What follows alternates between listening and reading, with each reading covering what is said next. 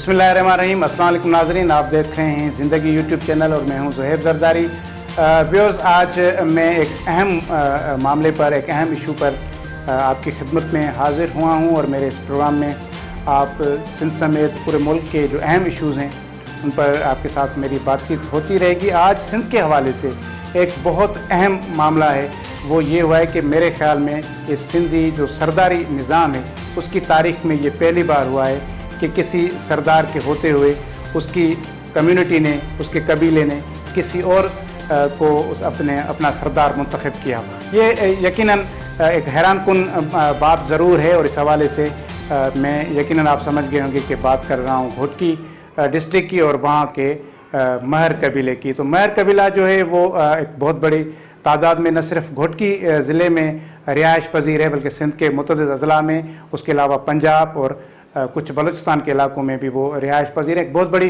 Community है और उनका भी एक कबायली सिस्टम है। जिस तरह बहुत सारी सिंध के अंदर कबाइल जो सरदारी निज़ाम के तहत चलते हैं, उनमें महर कबीला भी बिल्कुल उसी रिवायत के मुताबिक चलता है। सरदार गुलाम मोहम्मद महर जो वफाकी वज़ीर भी रहे, MNA भी रहे, तो वो एक बड़ी सियासी शख्सियत थी। तो उनके वफ़ात के बाद उनके छोटे बेटे मोहम्मद बख्श महर जो उस वक्त गालिबन 6 से 7 साल की उम्र के थे, उनको जो है वो सरदारी जो पगड़ी है वो उनको पहनाई गई और उनको सरदार मुंतखब किया गया। और ये रिवायत भी इसी तरह होती है कि जब बाप फोत हो जाए तो उसका वारिस यकीनन उसका बेटा ही होता है। तो काफ़ी अरसे तक तो वो इस हवाले से सरदार रहे भी, लेकिन गुज़िश्ता बरस जब इलेक्शन हुई थी वहाँ पे NA पे, और जहाँ पर अली मोहम्मद महर जो PTI के MNA थे, उनके फौतगी के बाद वहाँ जो ज़मनी इंतखाबात हुए उसमें ये महर कबीला 2 हिस्सों में तकसीम हो गया और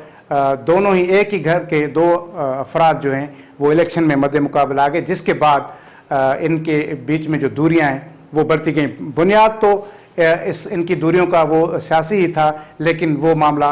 अब जो है वो सरदारी तक जाकर पहुंच गया है। तो इस हवाले से हम बात करेंगे और यकीनन इसमें एक चीज़ जो रिवायती अंदाज़ जो है वो यही है कि सरदार जो होता है वो एक ही होता है और वो वही सरदार होता है जो सरदार का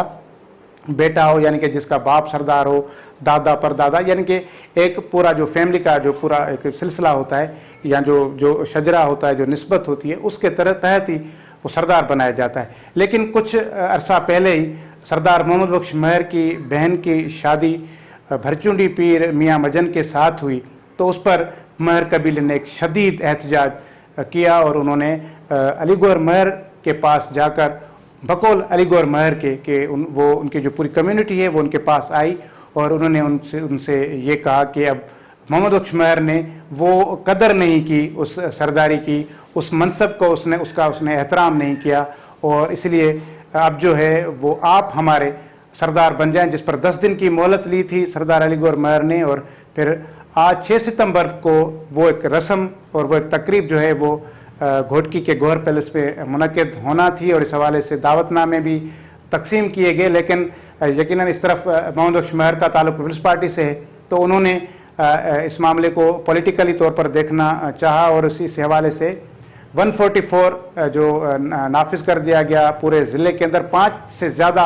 अफराद के जमा होने पर पाबंदी आयद कर दी गई थी। तो वो आज के दिन यानी कि 6 सितंबर से उस 144 का इतलाक़ होना था, मगर इस सारे मामलात को समझते हुए और 4 डिस्ट्रिक्ट के जो SSPs हैं उनको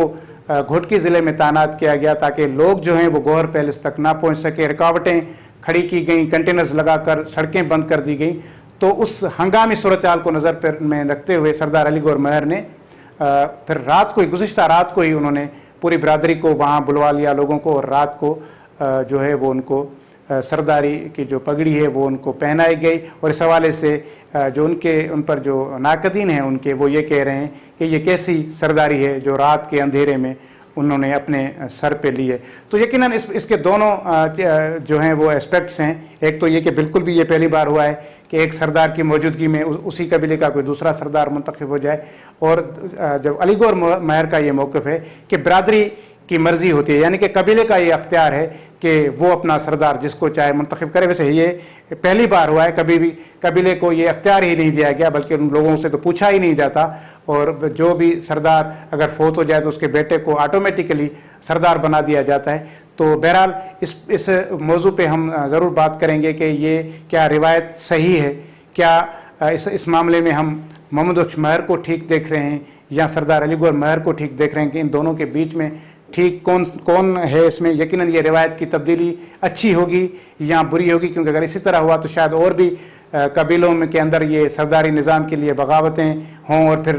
کمیونٹی اٹھے اور اپنا کوئی الگ سردار منتخب کر لے، یا واقعی یہ ایک اچھا عمل ہے کہ برادری یعنی جہاں جو قبیلہ ہے اس کو یہ اختیار مل جائے کہ وہ کس کو اپنا سربراہ یعنی سردار مقرر کرتے یا اس کو وہ منصب دیتی ہے۔ تو اس پر ہم بات چیت کریں گے۔ ہمارے ساتھ تجزیہ نگار بھی ہیں اور قانون دان بھی ہیں، نہال خان لاشاری صاحب وہ موجود ہیں، ان سے ہم بات چیت کریں گے۔ لاشاری صاحب بہت شکریہ، آپ نے وقت دیا ہمیں۔ آپ یقیناً اس معاملے کو دیکھ رہے ہوں گے کہ گھوٹکی کے اندر جو ساری صورتحال ہوئی، یقیناً وہ دلچسپ بھی ہے اور حیران کن بھی ہے کہ اب ایک ہی قبیلے کے دو سردار منتخب ہو گئے، ایک سردار محمد بخش مہر جو پہلے ہی تھے، اور پھر اب گزشتہ شب جو ہے وہ علی گوہر مہر کو بھی سردار منتخب کر دیا گیا ہے۔ تو آپ کو کیا لگتا ہے کہ یہ کیوں ہوا ہے، اور آپ سمجھتے ہیں کہ یہ سندھ کا اب جو قبائلی نظام ہے اس کے لیے یہ نیک شگون ہوگا، یا اس کے اب سرداری نظام اب کمزور ہوتا جا رہا ہے، اور جس کی مثال یہی ہے کہ اب ایک ہی کمیونٹی کے دو سردار اب سامنے آ گئے ہیں؟ Thank you very much Zohaib Zardari صاحب، مجھے موقع دیا کہ اس بہت اہم ایشو پہ بات کروں۔ آپ کے جہاں تک سوالات کا تعلق ہے، دو قسم کے کویشچن آپ نے کیے۔ ایک تو یہ کہ کسی سردار جو ہے کہ ہوتے ہوئے دوسرا جو سردار ہے وہ کیسے ہو سکتا ہے، اور ڈیفینیٹلی اس پہ میں اپنی رائے بھی دینا چاہوں گا۔ میں خود بھی جو ہے وہ ایک ٹرائبل ڈسٹرکٹ سے تعلق رکھتا ہوں، میں بھی اس نظام کا حصہ ہوں۔ اس سے پہلے اس طرح کی روایات ہم نے نہیں دیکھی کبھی بھی کہ ایک سردار ہو اور اس سردار کے ہوتے ہوئے جو ہے وہ کوئی اور دوسرا سردار آ جائے۔ ہونا یہ چاہیے تھا کہ جو پریسیڈنٹس رہی ہیں ٹرائبل سسٹم کی اور جو اپوائنٹمنٹ آف سردار ہے، اس کا طریقہ کار یہ ہوتا ہے کہ جو بھی سردار اپنے منصب پہ براجمان ہوتا ہے، اس کے بعد پہلا جو حق ہوتا ہے اس کے جس جہان فانی سے جانے کے بعد، وہ اس کا اپنا فرزند ہوتا ہے، بڑا جو بھی اس کا بڑا فرزند ہو وہ ہوتا ہے۔ لیکن یہاں پر جہاں پر جو ہے گھوٹکی جیسے ڈسٹرکٹ میں ایک سردار آلریڈی موجود تھا، سردار محمد بخش مہر صاحب، اس کی جگہ پہ اب ایک اور جو ہے سردار جو ہے وہ آ گئے ہیں۔ اچھا، ان کا موقف یہ ہے کہ جی کیونکہ جو ہے مجھے کچھ وجوہات کے بنا پہ میرے اپنے جو ٹرائب ہے اس کی ڈیفرنٹ برانچز ہیں، ان کے جو سربراہان ہیں انہوں نے کہا کہ جی آپ اس سرداری کا منصب سنبھالیں۔ اس طرح کی ایک مثال تو یہ بھی بنتی ہے کہ جیسے ہم نے بلوچستان جو سردار دیکھے ہیں ڈیفرنٹ ٹرائبز کے، ان میں بہت بڑے نام بھی ہیں۔ میں یہاں پہ کوٹ کرنا چاہوں گا جو اکبر بگٹی کا جو ایک بہت بڑے نواب رہے ہیں، ان کا پورے پاکستان میں دنیا لیول پہ ایک بہت بڑا نام ہے۔ ان کی ایک ڈیفرنٹ سوچ ہے سرداری سسٹم کے بارے میں۔ وہ کہتے ہیں کہ جی کیونکہ کوئی بھی سردار جو ہے وہ کسی اسپیسیفک قوم کا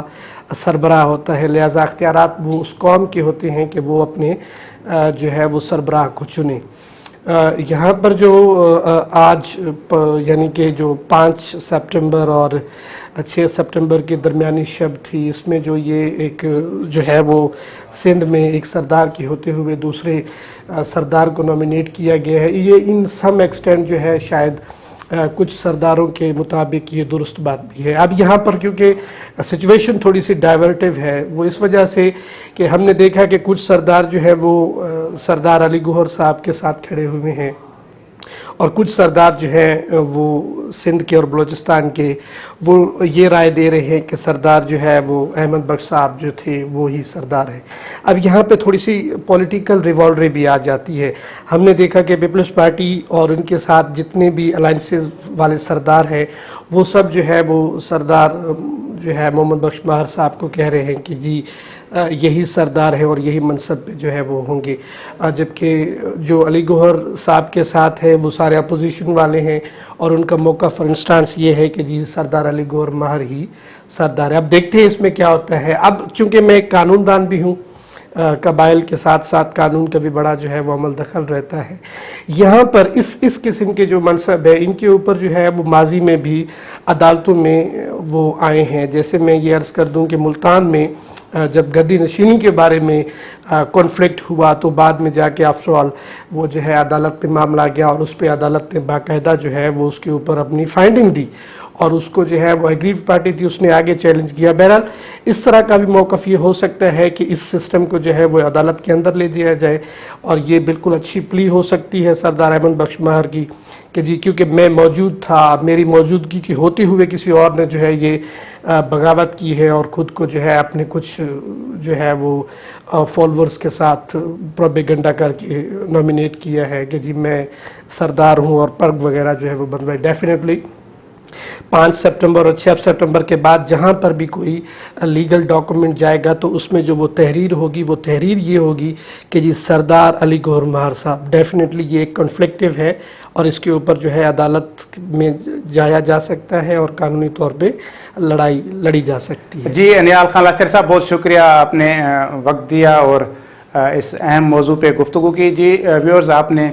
हमारी गुफ्तगू सुनी। यकीनन ये न सिर्फ सिंध के लिए बल्कि पूरे मुल्क के लिए मैं समझता हूँ कि ये इंतहाई आज की अहम खबर है और एक बहुत बड़ी तब्दीली वाली खबर है कि इस हवाले से दो मुख्तलिफ राय ज़रूर मौजूद हैं। जो दो मुख्तलिफ आरा हैं वो ये हैं, एक जो हैं वो सरदार मोहम्मद बख्श महर को सपोर्ट कर रहे हैं, उनके फेवर में बात कर रहे हैं, और एक सरदार अली गौहर महर को फेवर कर रहे हैं। लेकिन इन सारी सूरत हाल में हम समझते हैं कि हमें इस सारी सूरत हाल को जब हम नज़र में रखते हैं तो सिंध का जो रोशन ख्याल बंदा है, जो तरक्की पसंद सोच रखने वाला इंसान है, वो इस सरदारी निज़ाम को तस्लीम ही नहीं करता और वो समझता है कि ये सरदारी निज़ाम सिंध के लिए, सिंध की तरक्की के लिए किसी नासूर से कम नहीं है। तो हमें अभी तक इस चीज़ का ज़रूर तज्ज़िया करना होगा कि क्या वाकई इस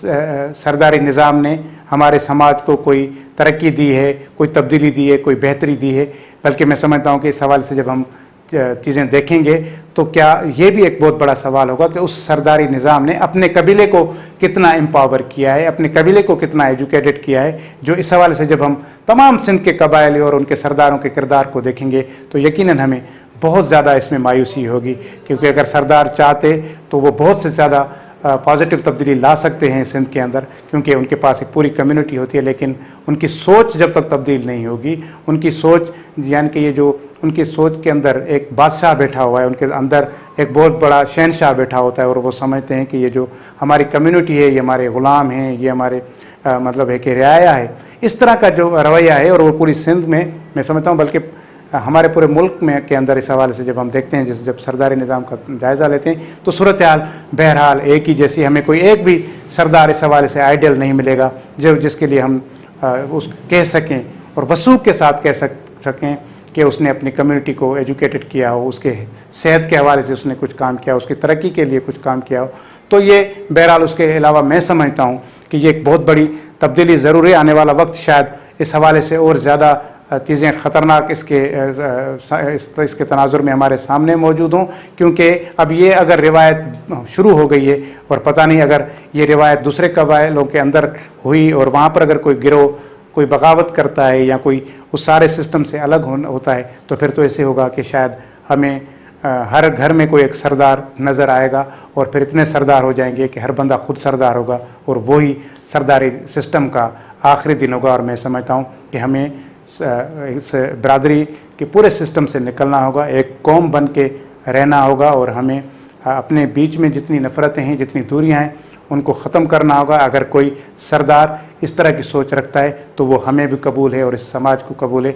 अगर कोई सरदार ये सोच रखता है कि उसने अपनी बरादरी को ग़ुलाम बना के रखना है, अपनी बरादरी को भेड़ बकरियों की तरह उसने उसको देखना है, तो फिर ऐसे सरदार को समाज भी कबूल नहीं करेगा और ऐसे सरदार को जो है वो उसकी बरादरी भी यकीनन कबूल नहीं करेगी और किसी न किसी दिन उसको इसी तरह की बगावत का सामना करना पड़ेगा। और मैं समझता हूँ कि आज जो लोग अली गौहर महर के साथ बैठे हैं, जिन्होंने आज अली गौहर महर के हक़ में नारे लगाए हैं, वो पिछले इलेक्शन में वो इतना बड़ा अरसा नहीं हुआ मोहम्मद बख्श महर के साथ बैठे थे। तो मोहम्मद बख्श महर के साथ जो कल बैठे हुए थे लोग थे, वो आज अली गौहर महर के साथ बैठे हैं और पता नहीं शायद कल किसी और के पास बैठे हों या वापस محمد وشمیر کے پاس چلے جائیں. تو یہ ایک پورا ایک سسٹم ہے, اس کو بدلنے کی یقیناً ضرورت ہے. آئیں ہم سب اس حوالے سے یہ عہد کریں کہ یہ سرداری نظام اگر عوام کو فائدہ نہیں دیتا تو یہ سماج اس کو قبول نہیں کرے گا. آج کے پروگرام میں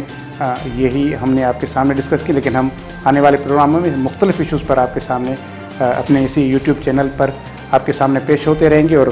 مختلف مہمانوں سے بھی آپ کی ملاقاتیں ہوتی رہیں گی, اور مختلف ایشوز پر ان کے تجزیے بھی ہمارے اس پروگرام کا حصہ ہوں گے. آپ سے جاتے جاتے صرف یہی گزارش ہے کہ آپ ہمارے زندگی یوٹیوب چینل کو سبسکرائب کریں تاکہ آنے والے پروگرامس آپ دیکھ سکیں. اللہ حافظ.